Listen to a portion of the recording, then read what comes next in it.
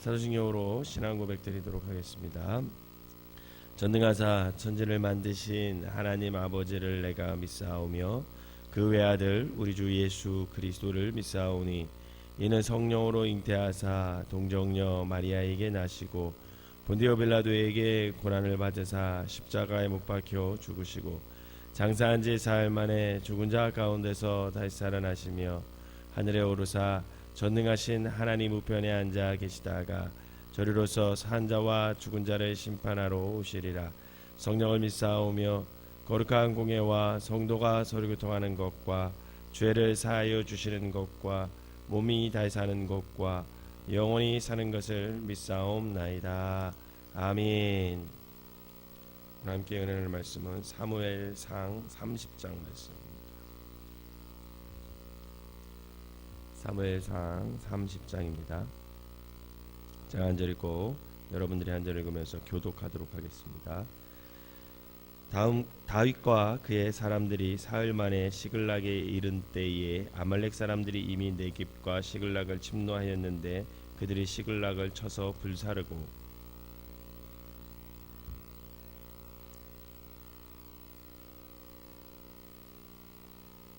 다윗과 그의 사람들이 성읍에 이르러 본즉 성읍이 불탔고 자기들의 아내와 자녀들이 사로잡혔는지라.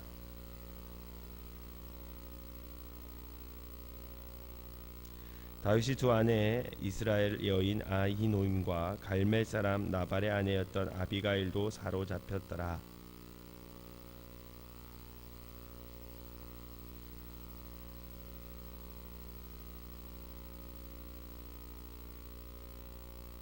다윗이 아히멜렉의 아들 제사장 아비나달에게 이르되 원하건대 에봇을 내게로 가져오라.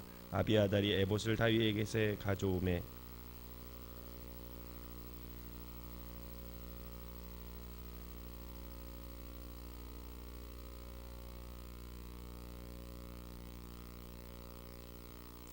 이에 다윗과 또 그와 함께한 600명이 가서 부솔 시내에 이르러 뒤떨어진 자를 거기 머물게 했으되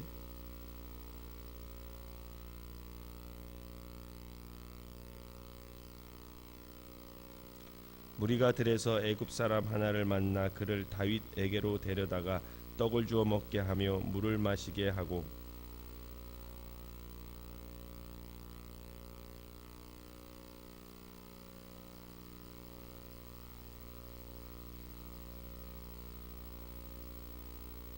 다윗이 그에게 이르되 너는 누구에게 속하였으며 어디에서 왔느냐 하니 그가 이르되 나는 애굽 소년이여 아말렉 사람의 종이더니 사흘 전에 병이 들매 주인이 나를 버렸나이다.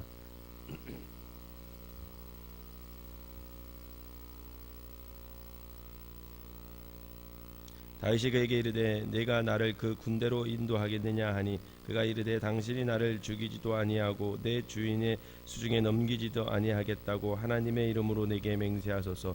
그리하면 내가 당신을 그 군대로 인도하리이다 하니라.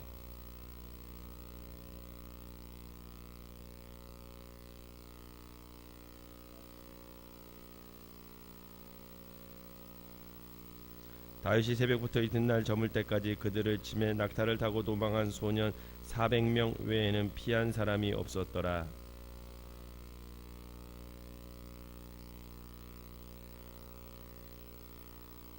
그들이 약탈하였던 것 곧 무리들의 자녀들이 빼앗겼던 것은 크고 작은 것을 막론하고 아무것도 잃은 것이 없이 모두 다윗이 도로 찾아왔고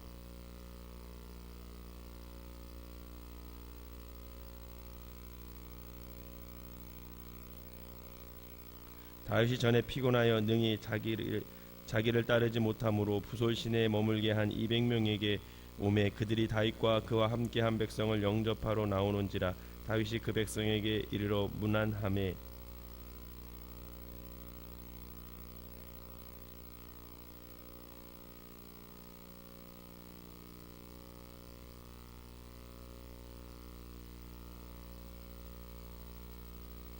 다윗이 이르되 나의 형제들아 여호와께서 우리를 보호하시고 우리를 치러 온 그 군대를 우리 손에 넘기셨은즉 그가 우리에게 주신 것을 너희가 이같이 못하리라.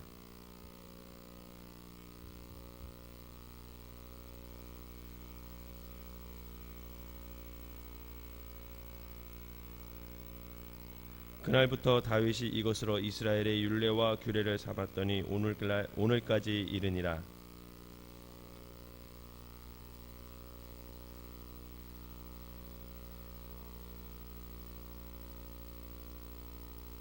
베들에 있는 자와 남방 라못에 있는 자와 얏딜에 있는 자와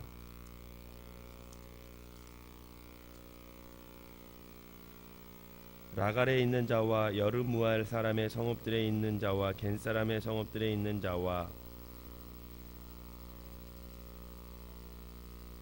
헤브론에 있는 자에게와 다윗과 그의 사람들이 왕래하던 모든 곳에 보내었더라. 아멘.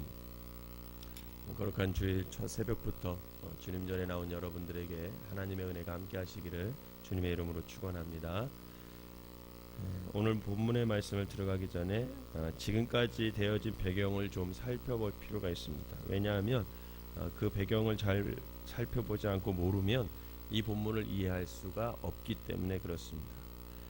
다윗이 이제 블레셋으로 망명을 하죠.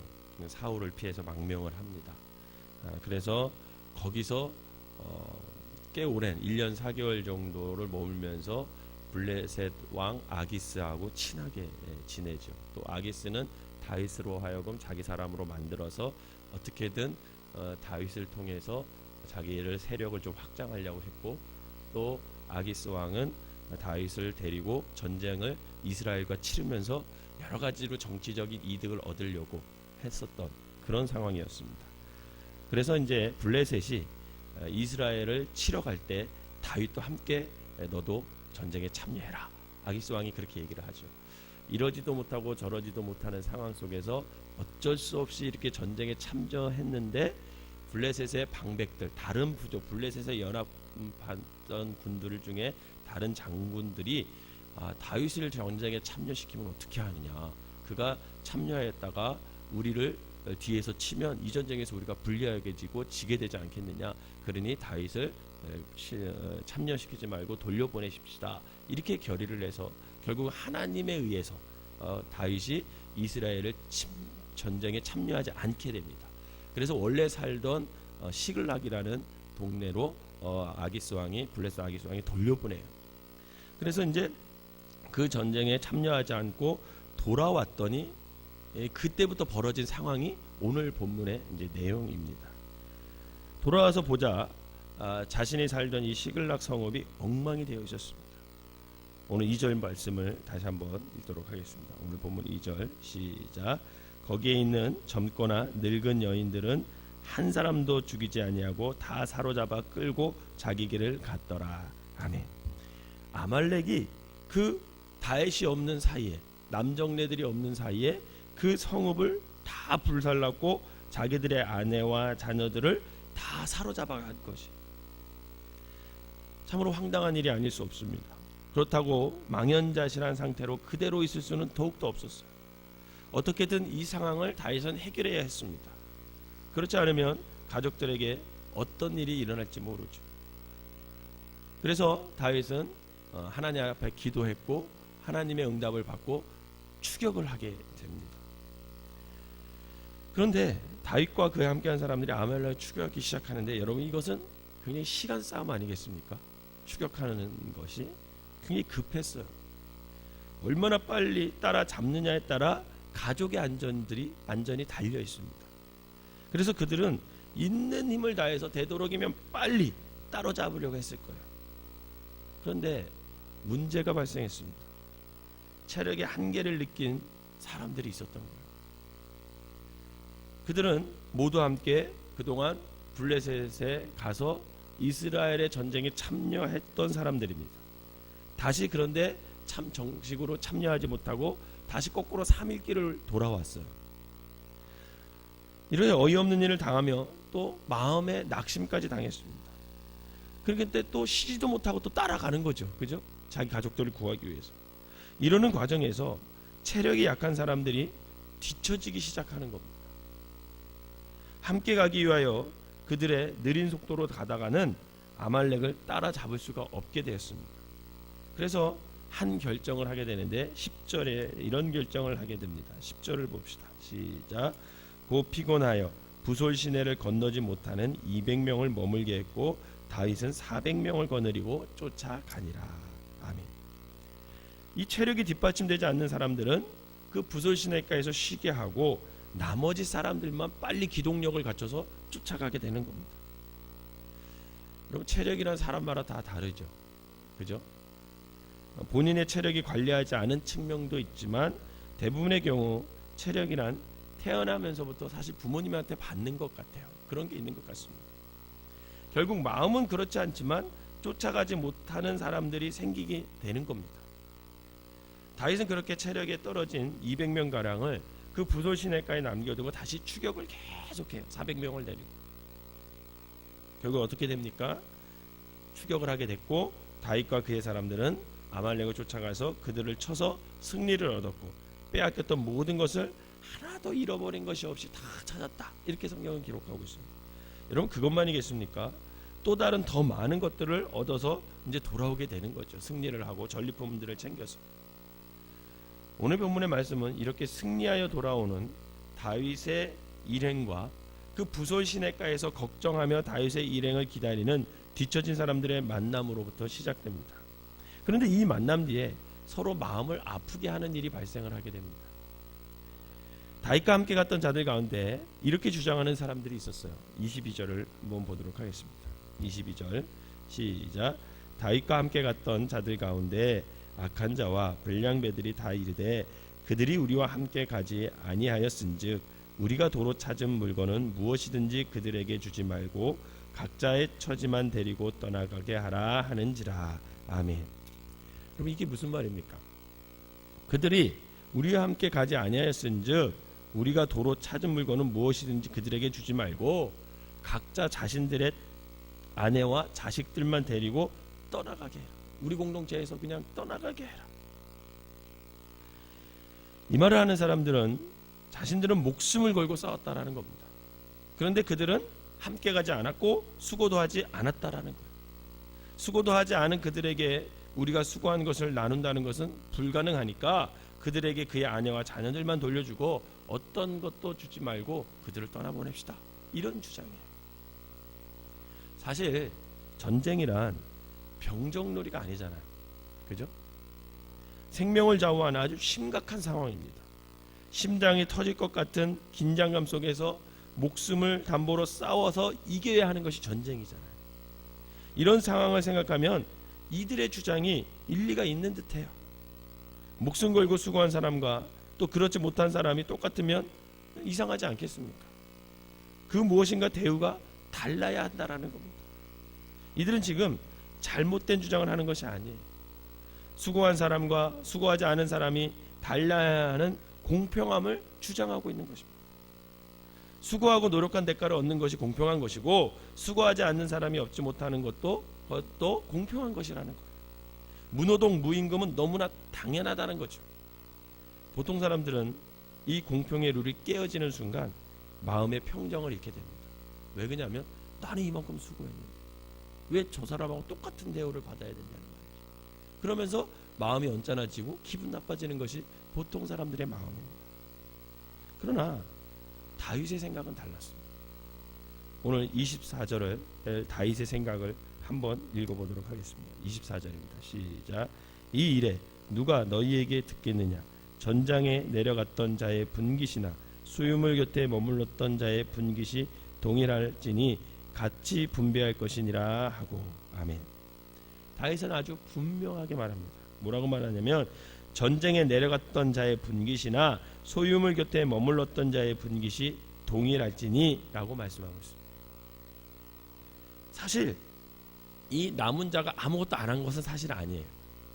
무슨 말이냐면 오늘 소유물 옆에 남겨둔 자 이렇게 나왔거든요. 그러니까는 400명이 쫓아갔을 때 200명이 남고 400명이 쫓아갔을 때 그 400명의 모든 물건도 어떻게 했던 거예요? 이 200명이 지키고 있었던 거예요. 그렇죠? 이 본문의 내용을 보면 이 사람들 것도 사실 지키고 있었던 겁니다. 그는 모든 사람들에게 다윗은 동일하게 나눌 것을 요청해요. 동일하게 나눌. 갔던 사람들도 가지 않았던 사람들도 동일해야 한다는 거예요. 목숨 걸고 싸웠던 사람들이나 가지 못하고 걱정하면서 그 남은 물품들을 지키면서 그 결과를 기다린 사람이나 동일하게 나누어야 한다라는 것입니다. 어떻게 보면 다윗은 공평하지 못한 것 같아요. 사실 수고한 사람들을 더 주어야 하는 것이 경제 논리로 따지면 맞습니다. 그러나 다윗의 생각은 그런 것이 아니었어요. 전쟁에 참여하지 못한 사람들은 말 그대로 어쩔 수 없었다라는 거죠. 어쩔 수 없었다. 지금 남은 자 중에 자기 목숨이 중요하기에 그것 때문에 가고 싶지 않아서 전쟁이 두려워서 그래서 빠진 사람은 없습니다. 본인들은 참여하고 싶어도 본인의 한계 때문에 어쩔 수 없는 경우에 힘에 부친 거예요. 힘에 부친 거예요. 그래서 이를 악물어도 안 되는 것입니다. 정먹던 힘을 다 내어도 불가능했을 거예요. 여러분, 이것은 생리적인 것일 수 있습니다. 태어나면서부터 주어진 것일 수 있어요. 노력해도 안 되는 것일 수 있습니다.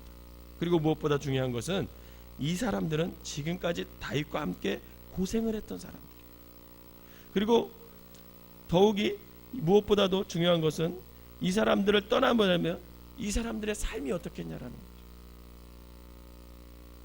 둘 중에 하나 할 때 굶어 죽든지 아니면 가족을 먹여 살리기 위해서 강도짓을 해서 결국은 그것이 이스라엘 사람들에게 칼로 돌아갈 수 있습니다.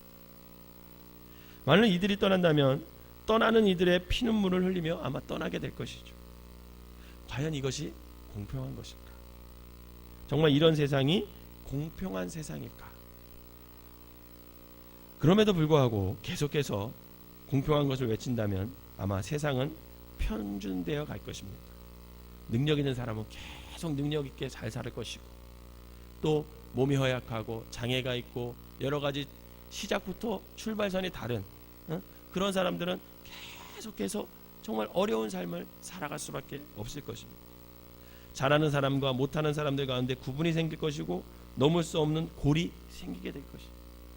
우리 사회가 벌써 이렇게 된 것을 여러분 아십니까?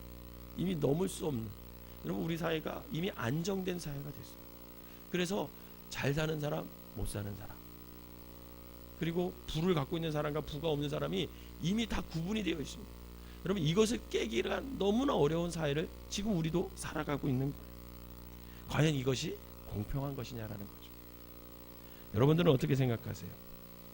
하나님 앞에서 과연 이것이 공평한 것일까? 그렇다면 하나님의 관점은 공평한 것이 어떤 것일까? 그것은 진정한 공평한 세상이라는 것은 뭐냐면 인간의 한계를 인정하자는 거예요. 한 사람의 약점을 인정해 주자는 거예요. 공동체에서도 보면 빠릿빠릿하게 일을 잘하는 사람들이 있고 또 느릿느릿하는 사람들도 있고 좀 처지는 사람들이 있고 앞서가는 사람들이 다 있게 마련입니다. 그런데 각 사람의 약점을 인정해 주자는 거예요. 인정해 주자는 거예요. 바둑을 두시는 분들은 알 겁니다. 바둑을 두면은요 1단하고 5단하고 두잖아요. 그러면 그냥 안 둬요. 어떻게 두십니까? 몇 점 깔아줍니다. 잘 두는 사람이 몇 점 깔아줘요. 깔아주고 시작을 해요. 그게 공평하기 때문에 그래요. 제가 탁구를 칩니다. 시합에 나가지 않고 이렇게 가서 친한 사람들하고 치면 실력을 다 알잖아요. 이 사람이 더 잘 치고 저 사람이 더 잘 치는 걸 알아요. 그러면 이 잘하는 사람과 못 사는 사람이 칠 때 그냥 치지 않아요. 어떻게 하냐면 몇 점 잡아줘요. 제가 잘 치면 이 사람보다 잘 치면 이 사람이 한 3, 4점 먼저 줍니다. 그리고 시작을 해요. 그래야 게임도 재밌고 그래야 공평한 거예요. 내가 조금 부족하지만, 내가 조금 약점이 있지만, 내가 조금 한계가 있지만 그 한계에도 문제없이 살아갈 수 있도록 서로 배려해 주는 것이 진정한 공평이라는 거예요. 하나님이 보시기에 그게 공평한 것이라는 거죠. 서로 도와주고 협력하는 세상. 이것이 바로 그리스도인들이 살아가는 방법이라는 것입니다.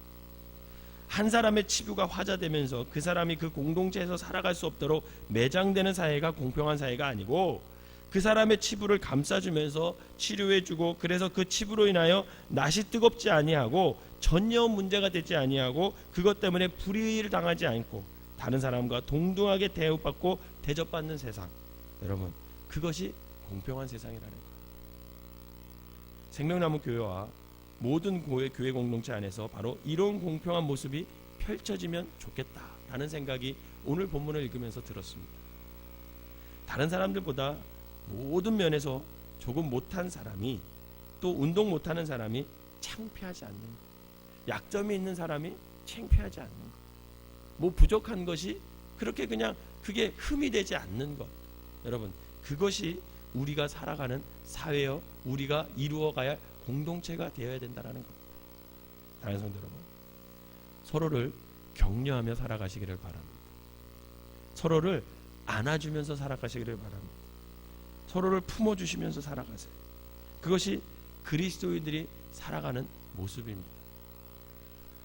이번에 프란치스코 교황이 한국을 방문해서 완전 인기를 많이 얻었어요. 기독교 중에서 보수단체들이 또 가가지고 막 데모하고, 저는 그걸 보면서 그럴 필요 있나 이런 생각이 들었습니다. 저는 그분이 어떤 삶을 살았는지 다큐를 통해 쫙 봤고, 또 제가 책을 한 2권을 읽었어요. 프란치스카 그 교황에 대해서. 근데 그분은 원래 삶이 아르헨티나에서부터 보니까 빈민가들과 함께 했더라고요. 가난한 자들과, 늘 어려운 사람들과. 교황이 되면 이 반지를 낀대요. 금반지를 낀대요. 교황이라는 그 인정해주는 아주 큰 반지를 끄는데, 그분은 그거 안 꼈더라고요. 왜 안 꼈냐면 그거는 사치다 그러면서 은으로 만들었어요.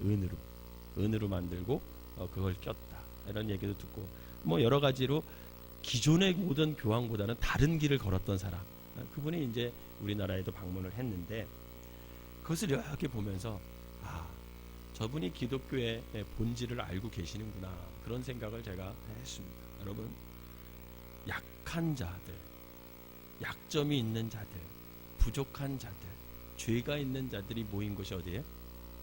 그게 교회예요. 그래서 교회는 다툼이 있을 수밖에 없어요. 그래서 교회에는요 갈등이 있을 수밖에 없어요. 다 부족한 사람들이 모였는데요. 그런 사람들과 함께 살아가려면 얼마나 갈등이 있고 얼마나 싸움이 있겠습니까? 여러분, 그것을 인정해 주자는 거예요. 그 부족함을 인정해 주고, 그 약점을 인정해 주고, 그 죄를 덮어주고, 그 허물을 덮어주고, 여러분 그것이 우리가 함께 살아가는 방법이라는 것입니다. 공동체란 그렇게 세워가는 거예요. 그래야 든든히 세워가요. 여러분, 갈등 없이 세워지는 공동체는요 든든하지 않아요. 어느 순간 무너지게 돼 있어요. 그러나 갈등을 겪으면서 그것을 하나님의 방법으로 해결하고 하나님의 뜻 가운데 순종하면서 서로를 배려하고 인정해주고 덮어주고, 그러면서 세워지는 공동체는 든든히 세워져 갈 수 있다는 것입니다. 그것이 바로 함께 죽고 함께 살아가는 공동체예요.